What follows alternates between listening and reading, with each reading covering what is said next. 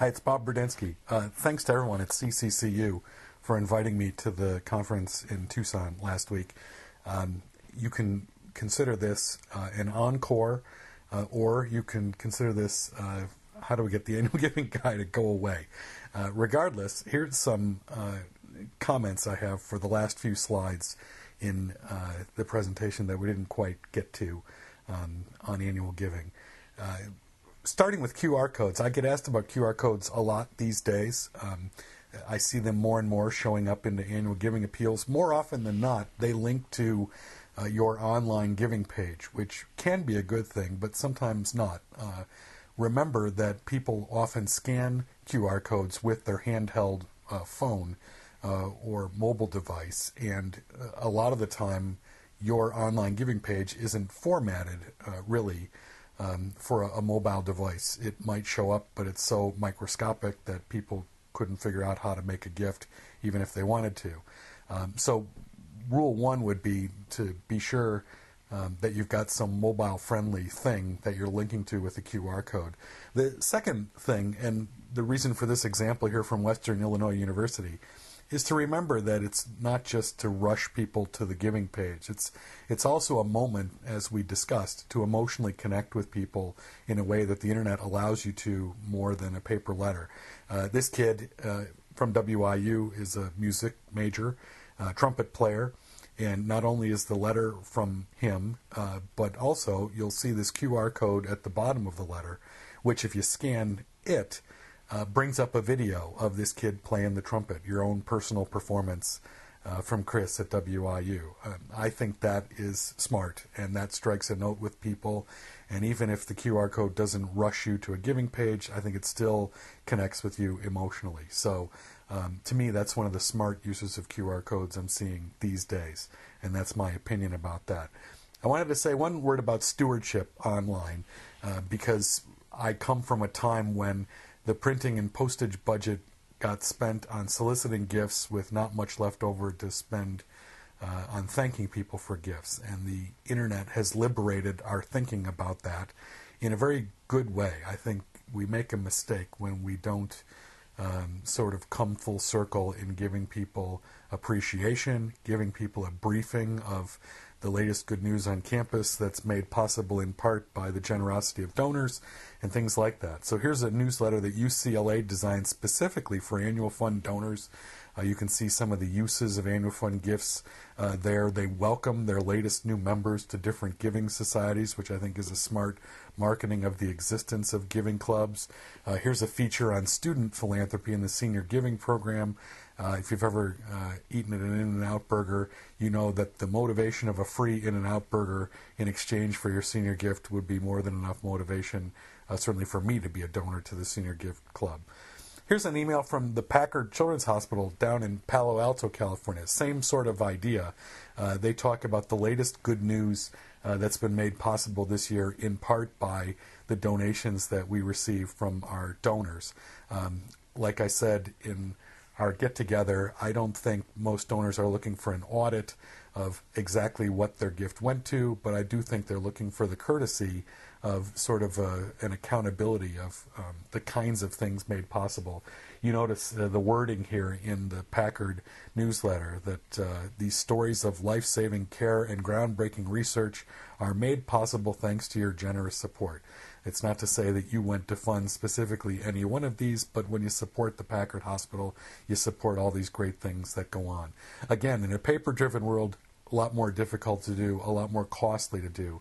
But these days, to give a donor the satisfaction that we're reporting back to you, I think greatly influences the future retention prospects for those donors. Recognition, let me just throw in one commercial for what I like to call horizontal gift recognition instead of just vertical gift recognition. Ginny Glover is a woman who was a Smith College donor every year for 56 years in a row. And she never made a particularly big gift to Smith, but by gosh, she showed up as an annual fund donor every year. And the school had the great idea to create a giving society to recognize loyalty like that. And they named the thing the Ginny Glover Society, which it still gives me goosebumps whenever I tell the story. we're quick to have giving levels that are all about the amount of gift. We're quick to promote major gifts when they come in, and nothing against major gifts, but we also ought to be giving a hug to those people who just show up and really demonstrate the annual giving behavior that we're trying to instill in the rest of our audience. So one commercial message for recognition that's not just about the size of the gift, but also the loyalty of the donor. We promised to say a word about faculty and staff, and here's my best example of that. A quick story that ties back to the case books I've written. When you write a book for case, and after it gets published in your mailbox, in your office, there start to appear progressions of things. So the picture of this letter here is from a chapter in the original Innovations in Annual Giving book that we devoted to direct mail and what makes for a good direct mail piece. This letter was from the University of Iowa, and it got featured in the book. Not long after the book comes out, in my mailbox in my office starts to appear a progression of copycat letters, including this one from Dayton, this one from Pacific University, this one from Carleton College, and the one that caught my eye was this one from CCCU member Whitworth University. And this is their faculty and staff appeal letter, and I'm sorry we didn't have a chance to hear from them at the conference before I had to go. This is a faculty and staff appeal letter at Whitworth from Jerry the Delivery Man, my favorite faculty and staff letter of all time. I think too often faculty and staff appeals struggle for the same sorts of reasons. They try to be kind of hierarchical things. The president of the institution is very prominent. The development office might be very prominent. We might use a lot of volunteers that are the senior leadership of the institution. And it invites the opportunity for people to express their frustrations with the institution or the leadership or whatever. Faculty and staff, to be sure, can be the trickiest audience to raise funds from. But the places where it succeeds are places like Whitworth. We pictured this letter in the second annual giving book I did for Case. I got this guy Jerry's permission specifically to have it published. To me, this epitomizes why and how faculty staff appeals work. First of all, everybody on campus knows who this guy Jerry is. He's the delivery man, and so he shows up in everybody's office every week delivering stuff. And second, people sort of say, if he can make a gift, I can make a gift too. And to me, those are the two great notes to hit. I think faculty and staff appeals succeed when they're sort of a grassroots, bottom-up kind of approach, where people sort of smile and say, there are things about this place that drive me crazy, but at the end of the day, I love this institution, I love the students we serve. And the more that those feelings come across, rather than the sense that this faculty and staff appeal is something being imposed on me by the administration or my boss, that's where I think they really work well. So that was the main point I wanted to make about faculty and staff fundraising, is allow it to be sort of a horizontal network of supporters rather than something that seems kind of legislated from above. Here's my big slide about involving boards and advisors in annual giving. There's no sample to go with this because the point, I think, is a simple one. You create your own culture. And if the organization values annual giving and talks about its importance to the institution, then lo and behold, the board and the advisors will go along with that. I think too often we allow those volunteers to be supporters of capital campaign gifts or restricted endowment fund gifts, and nothing against those. But I think it's up to the institution to really stick to the script and tell all of its audiences about the importance of annual giving year in and year out. And I don't think the board and the advisors are excluded from that. In particular, I think they set the example that others look to, whether it's other alumni, whether it's other interested friends, whether it's faculty and staff, regardless. So I think you really reap what you sow with respect to board and advisor annual giving fundraising. It's all about the institutional culture of saying, regardless of other things that we raise money for and regardless of other donor interests, our expectation is that everybody will support the annual fund, because that's the bedrock of what we do at this institution.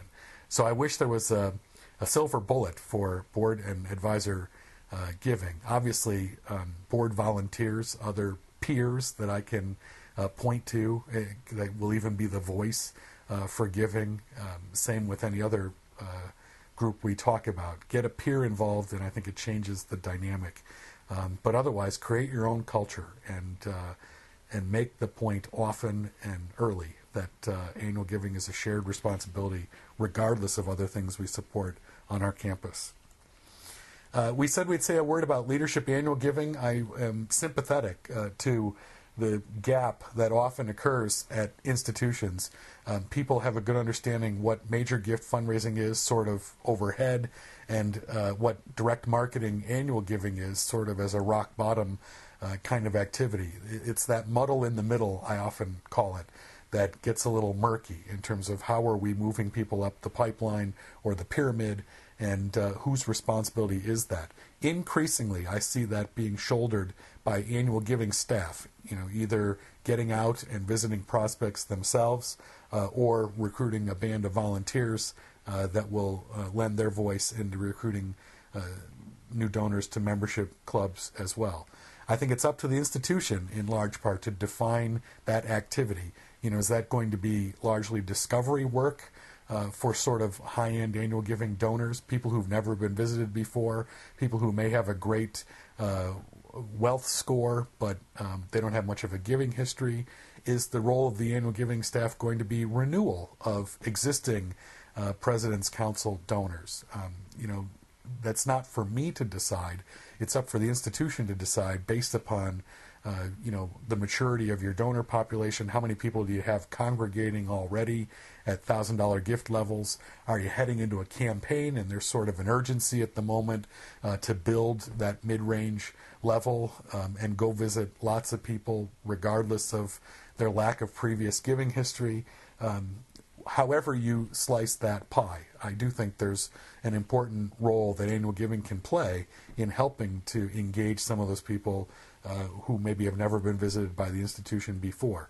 A couple quick examples about how you get visits, a couple that I really think are smart. Bates College is one that understands the usefulness of that anniversary year, the reunion year, assuming you're having a reunion. And I don't think it's necessary to be in the reunion game in order to take advantage of this idea. But Bates has figured out that when people are celebrating a milestone anniversary of graduation, that's a good hook to engage them with a visit and to bring up the subject of their time at Bates, and to bring up the subject of reunion if they want to help out with reunion, and also to bring up the subject of giving.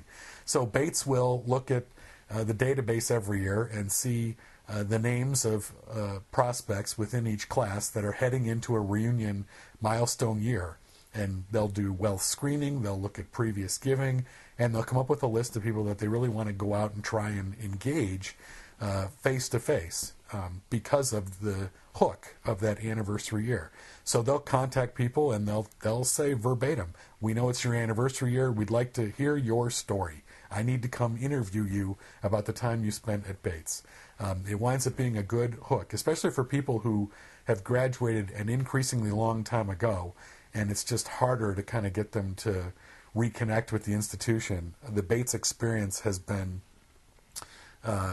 very much of a revelation to them, that it's the reunion year that causes people to be receptive to outreach from the college. So that's one little tidbit for moving your program along. I thought Carleton College did something interesting too. They'll actually send an introductory letter from the president of the college saying that a member of my staff is going to be in touch with you. I want you to know in no way is this going to be a fundraising conversation. The punchline there is, after that initial visit, all bets are off and you will most probably be solicited for a gift at some point. The thinking is worth paying attention to, though, from the standpoint that Carleton understands this is relationship building. And like you, they don't have hundreds of thousands of alumni in the database. So they really need to try and cultivate each relationship as much as they can. So if it's helpful in getting an initial meeting and forming an initial personal contact to just take fundraising off of the table by sending this introductory letter from the president, then Carleton has figured out it's in our interest to do that. So this isn't the last conversation you're going to have with somebody at Carleton. It's just the first conversation. But if you're more willing to meet with our team, let's just say up front that that meeting is not going to be about fundraising. I think that makes a lot of sense from a leadership annual giving point of view as well. I included in the slides a link to an entire other slideshow presentation, and so you're welcome to go get that off of my website as well. That's got a bunch of other sort of pointers, tidbits, staff visit expectations, strategies for getting meetings, stuff that I knew we weren't going to get to at the conference, but wanted you to have a takeaway in addition. So there's the web address for that, and feel free to take that with my blessings. And last but not least, let me end again with one more corporate analogy from my friends at Starbucks.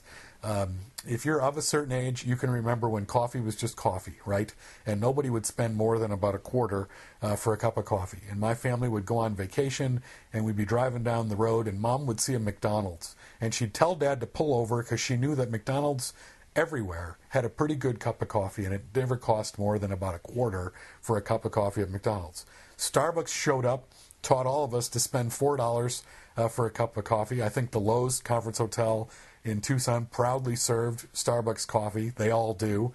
And what's relevant to ending this discussion on annual giving is the idea that Starbucks understands it's not just about the cup of coffee.